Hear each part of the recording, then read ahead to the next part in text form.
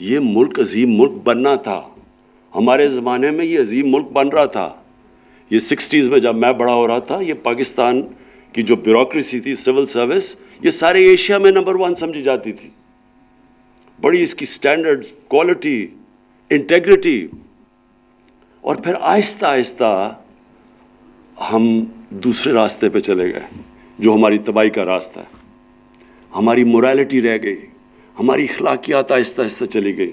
ہم نے اپنے سامنے یہ سارا دیکھا ہے پروسیس کہ آہستہ آہستہ ہماری ڈکلائن آنی شروع ہوئی.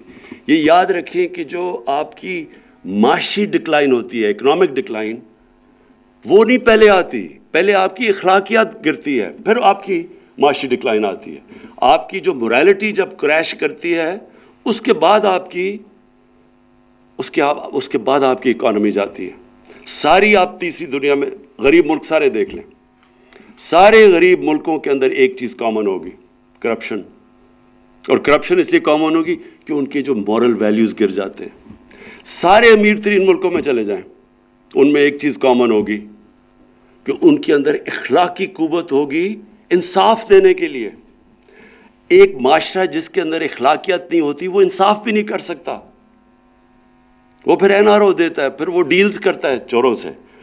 نبی صلی اللہ علیہ وسلم نے جب ایک سینٹنس ہے، ایک ان کی حدیث ہے کہ تمہارے سے پہلے بڑی قومیں تباہ ہوئیں، جدھر طاقتور کے لیے قانون اور کمزور کے لیے دوسرا.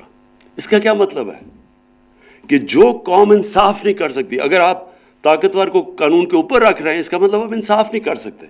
جو قوم انصاف نہیں کر سکتی وہ تباہ ہو جاتی ہے. جس طرح حضرت علی نے کہا تھا کہ ناانصافی اور ظلم کا نظام نہیں چل سکتا. ہمارے ملک میں آہستہ آہستہ ہماری مورالٹی نیچے گئی، اور مورالٹی کے ساتھ ہماری اکانومی نیچے گئی.